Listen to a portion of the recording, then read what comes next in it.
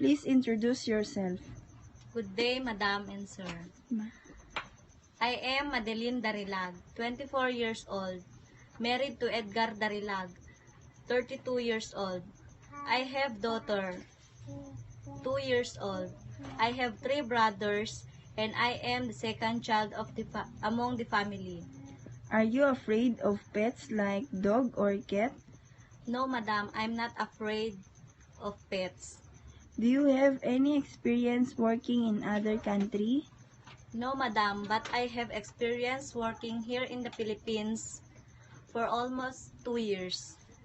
I took care 2 years old baby and do household chores. Do you know how to take care of children? Yes, Madam, I know how to take care of children as well as newborn baby. Do you know how to take care of elderly? Yes, Madam, I know how to take care of elderly through my grandparents at age of 78.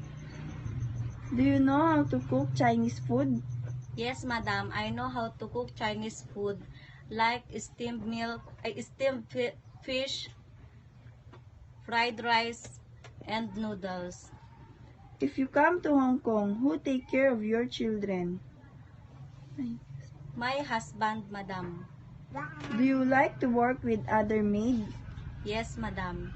Would you mind if your holiday will fixed by the employer? Yes, Madam. Can you sing children's song? Yes, Madam. I have 2 hands, the left and the right.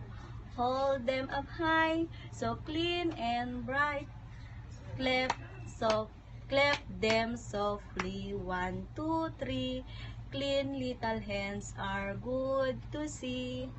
Tell me what you want to say to your future employer.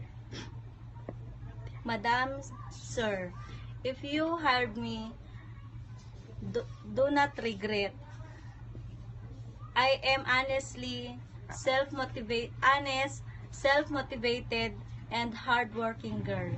Thank you.